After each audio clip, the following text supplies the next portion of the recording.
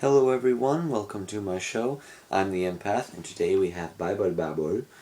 So last we left off was with the story of Isaac and his two sons, Jacob and Esau.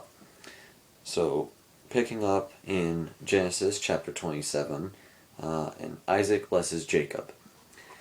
Isaac was now old and had become blind. He sent for his older son Esau and said to him, "Son." "Yes," he answered. Isaac said, "You see that I am old and may die soon.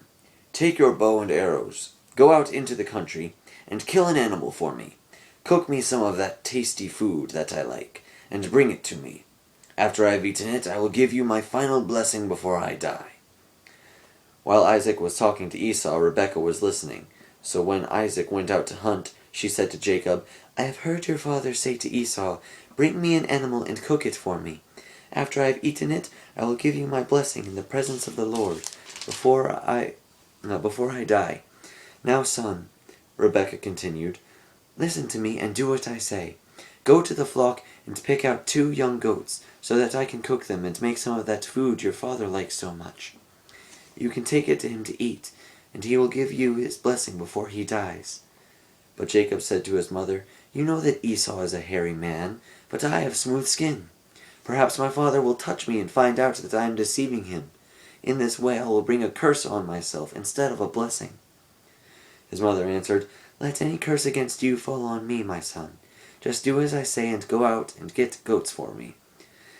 So he went to get them and brought them to her, and she cooked the kind of food that his father liked. Then she took Esau's best clothes, which she kept in the house, and put them on Jacob. She put the skins of the goats on his arms and on the hairless part of his neck. She handed him the tasty food along with the bread she had baked. Then Jacob went to his father and said, "Father." "Yes," he answered. "Which of my sons are you?" Jacob answered, "I am your older son, Esau. I have done as you told me. Please sit up and eat some of the meat that I have brought you, so that you can give me your blessing." Isaac said, "How do you find it so quickly, son?" Jacob answered, "The Lord your God helped me find it." Isaac said to Jacob, "Please come closer so that I can touch you. Are you really Esau?" Jacob moved closer to his father, who felt him and said, "Your voice sounds like Jacob's voice, but your arms feel like Esau's arms."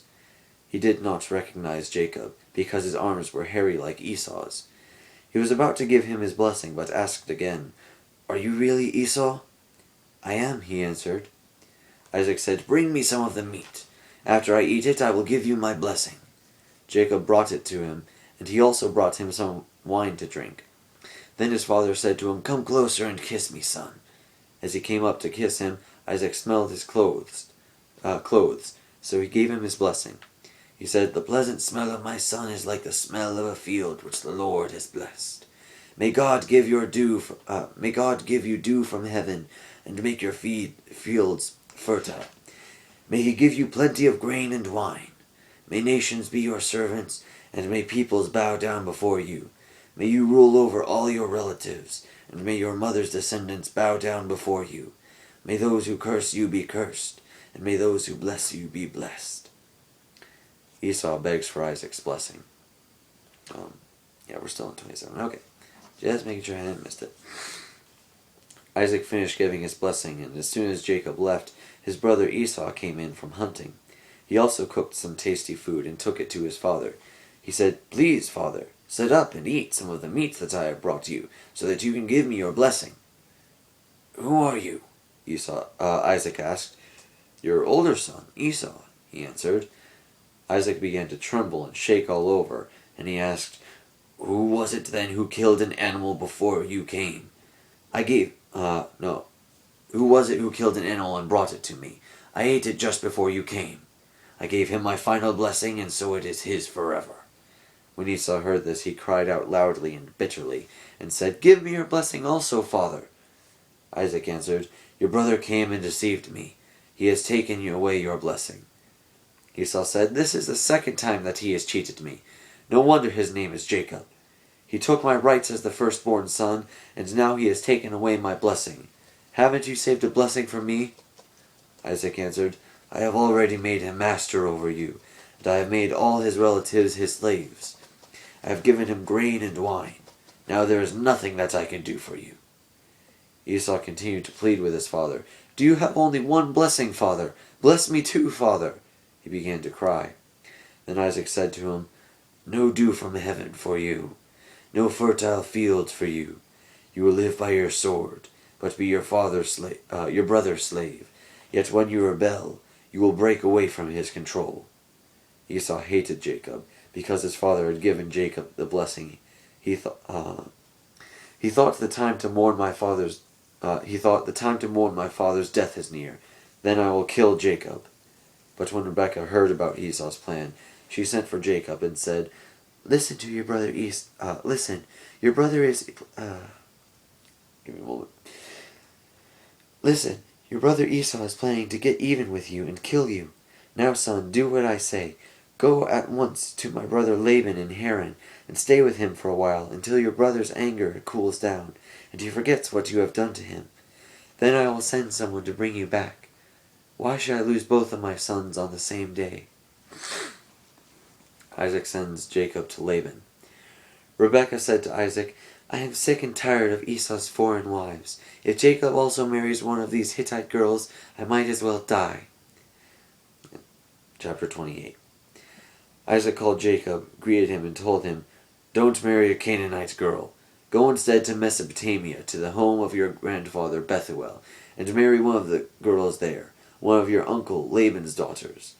May Almighty God bless your marriage and give you many children, so that you will become the father of many nations. May he bless you and your descendants as he blessed Abraham, and may you take possession of this land in which you have lived and which God gave to Abraham." Isaac sent Jacob away to Mesopotamia to Laban, who was the son of Bethuel, the Aramean, and the brother of Rebekah, the mother of Jacob and Esau. Yes, they have to give us all of these relations, just in case we don't know them. Yeah. My voice is getting sore. I need to get some water or something. But I'll keep reading. Esau takes another... in 28. No. Esau takes another wife. I was right the first time. Esau learned that Isaac had blessed Jacob and sent him away to Mesopotamia to find a wife. He also learned that when Isaac blessed him, he commanded him not to marry a Canaanite woman. He found out that Jacob had obeyed his father and mother and had gone to Mesopotamia. Esau then understood that his father Isaac did not approve of Canaanite women. So he went to Ishmael, son of Abraham, and married his daughter Mahalath, who was the sister of Nebaioth. Jacob's dream at Bethel. And I think when I get to the next chapter, I'm going to pause and get a drink of water. Anyway, Jacob's dream at Bethel. Jacob left Beersheba and started toward Haran. At sunset he came to a holy place and camped there. He lay down to sleep, resting his head on a stone. He dreamed that he saw a stairway reaching from earth to heaven. Yes, heaven. Stairway to heaven. With angels going up and coming down on it. And there was the Lord standing beside him. "I am the Lord, the God of Abraham and Isaac," he said. "I will give to you and to your descendants this land on which you are lying. They will be as numerous as the specks of dust on the earth. They will extend their territory in all directions, and through you and your descendants I will bless all the nations. Remember, I will be with you and protect you wherever you go, and I will bring you back to this land. I will not leave you until I have done all that I have promised you." Jacob woke up and said, "The Lord is here. He is in this place, and I didn't know it." He was afraid and said, "What a terrifying place this is. It must be the house of God. It must be the gate that opens into heaven." Jacob got up early the next morning and took the stone that was under his head and set it up as a memorial. Then he poured olive oil on it to dedicate it to God. He named the place Bethel. The town there was once known as Luz. Then Jacob made a vow to the Lord. "If you will be with me and protect me on the journey I am making, and give me food and clothing, and if I return safely to my father's home, then you will be my God. This memorial stone which I have set up will be the place where you are worshipped, and I will give you 1/10 of everything you give me." Alright, that's chapter 29. Let's see if I can do a pause thingy. To continue, chapter 29. Jacob arrives at Laban's home. Jacob continued on his way and went toward the land of the east. Suddenly he came upon a well out on the fields, with 3 flocks of sheep lying around it. The flocks were watered from this well, which had a large stone over the opening. Whenever all the flocks came together there, the shepherds would roll the stone back and water them. Then they would put the stone back in place. Jacob asked the shepherds, "My friends, where are you from?" "From Haran," they answered. He asked, "Do you know Laban, son of Nahor?" "Yes, we do," they answered. "Is he well?" he asked. "He is well," they answered. "Look, here comes his daughter Rachel with his flock." Jacob said, "Since it is still broad daylight and not yet time to bring the flocks in, why don't you water them and take them back to pasture?" They answered, "We can't do that until all the flocks are here and the stone has been rolled back. Then we will water the flocks." While Jacob was still talking with them, Rachel arrived with the flock. When Jacob saw Rachel with his uncle Laban's flock, he went to the well, rolled the stone back, and watered the sheep. Then he kissed her and began to cry for joy. He told her, "I am your father's relative, the son of Rebekah." She ran to tell her father, and when he heard the news about his nephew Jacob, he ran to meet him, hugged him, and kissed him, and brought him into the house. When Jacob told Laban everything that had happened, Laban said, "Yes, indeed, you are my own flesh and blood." Jacob stayed there a whole month. Jacob serves Laban for Rachel and Leah. Laban said to Jacob, "You shouldn't work for me for nothing just because you are my relative. How much pay do you want?" Laban had 2 daughters. The older was named Leah, and the younger Rachel. Leah had lovely eyes, but Rachel was shapely and beautiful. Jacob was in love with Rachel, and so he said, "I will work 7 years for you, if you will let me marry Rachel." Laban answered, "I would rather give her to you than to anyone else. Stay here with me." Jacob worked 7 years so that he could have Rachel. The time seemed like only a few days to him, because he loved her. Yeah, that's... Well, since he's got something to do, I can see that, but waiting is not quite that easy. But no, this isn't about me. This is about the Word of God. Anyway. Then Jacob said to Laban, Jacob said to Laban, "The time is up. Let me marry your daughter." So Laban gave a wedding feast and invited everyone. But that night, instead of Rachel, he took Leah to Jacob, and Jacob had intercourse with her. Laban gave his slave girl Zilpah to his daughter Leah as her maid. Not until the next morning did Jacob discover that it was Leah. He went to Laban and said, "Why did you do this to me? I worked to get Rachel. Why have you tricked me?" Laban answered, "It is not the custom here to give the younger daughter in marriage before the older. Wait until the week's marriage celebrations are over, and I will give you Rachel, if you will work for me another 7 years." Jacob agreed, and when the week of marriage celebrations was over, Laban gave him his daughter Rachel as his wife. Laban gave his slave girl Bilhah to his daughter Rachel as her maid. Jacob had intercourse with Rachel also, and he loved her more than Leah. Then he worked for Laban another 7 years. 14 years for 2 girls. Yeah. That's... Having more than one woman is not a good idea. It just creates problems. But, yeah. I don't know. I won't get into it. If it works for you, great. I just know that it doesn't tend to work for... I don't know. I don't know situations where it works. However. I'm rambling. Let's continue. The children born to Jacob. When the Lord saw that Leah was loved less than Rachel, he made it possible for her to have children, but Rachel remained childless. Leah became pregnant and gave birth to a son. She said, "The Lord has seen my sorry, I'm trying to do voices. Whatever. "The Lord has seen my trouble, and now my husband will love me." I don't think that's how it works. So she named him Reuben. She became pregnant again and gave birth to another son. She said, "The Lord has given me this son also, because he heard that I was not loved." So she named him Simeon. Once again she became pregnant and gave birth to another son. She said, "Now my husband will be bound more tightly to me, because I have borne him 3 sons." So she named him Levi. Then she became pregnant again and gave birth to another son. She said, "This time I will praise the Lord." So she named him Judah. Then she stopped having children. But Rachel had not borne Jacob any children, and so she became jealous of her sister and said to Jacob, "Give me children or I will die." Drastic. Jacob became angry with Rachel and said, "I can't take the place of God. He is the one who keeps you from having children." She said, "Here is my slave girl Bilhah. Sleep with her so that she can have a child from me. In this way I can become a mother through her." When does that happen? Except in here. When does that happen where a woman says, "I want to be a mom. Sleep with this girl so I can be a mom"? Tell me when that happens in modern day. Old cultures seem weird to us. Anyway. Bilhah, where was I? Oh. So she gave Bilhah to her husband, and he had intercourse with her. Bilhah became pregnant and bore Jacob a son. Rachel said, "God has judged in my favor. He has heard my prayer and has given me a son." So she named him Dan. Lieutenant Dan? No references. Bilhah became pregnant again and bore Jacob a second son. Rachel said, "I have fought a hard fight with my sister, but I have won." So she named him Naphtali. Leah still got beat by 2.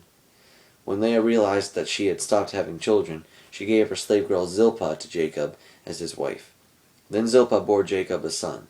Leah said, "I have been lucky," so she named him Gad. Zilpah bore Jacob another son, and Leah said, "How happy I am! Now women will call me happy." So she named him Asher. During the wheat harvest, Reuben went into the fields and found mandrakes, which he brought to his mother Leah. Rachel said to Leah, "Please give me some of your sons." Rachel said to Leah, "Please give me some of your son's mandrakes." Leah answered, "Isn't it enough that you have taken away my husband? Now you are even trying to take away my son's mandrakes." Rachel said, "If you will give me your son's mandrakes, you can sleep with Jacob tonight." This stuff just seems weird. It's entertaining, to say the least, but just seems a little weird. When Jacob came in from the fields in the evening, Leah went out to meet him and said, "You are going to sleep with me tonight, because I have paid for you with my son's mandrakes." So he had intercourse with her that night.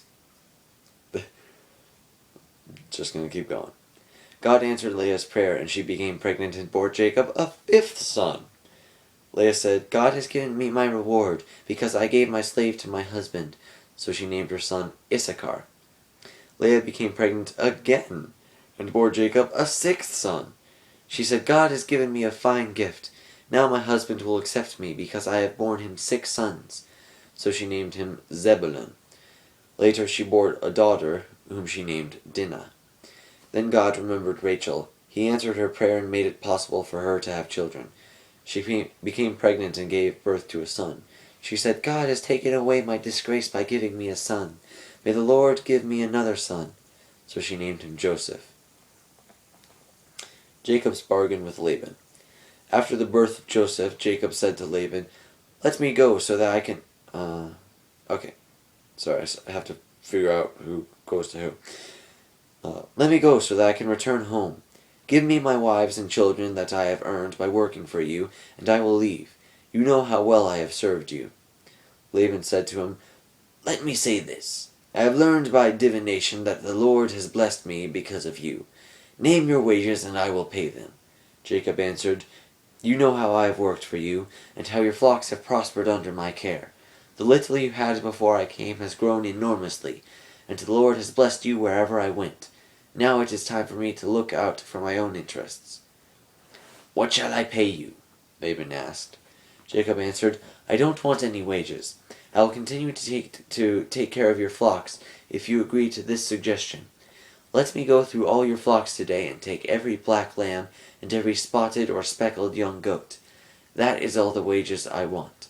In the future, you can easily find out if I have been honest. when you come to check up on my wages, if I have any goat that isn't speckled or spotted, or any sheep that isn't black, you will know that it has been stolen." Laban answered, "Agreed, but we will do as you suggest." But that day Laban removed the male goats that had stripes or spots, and all the females that were speckled and spotted, or which had white on them.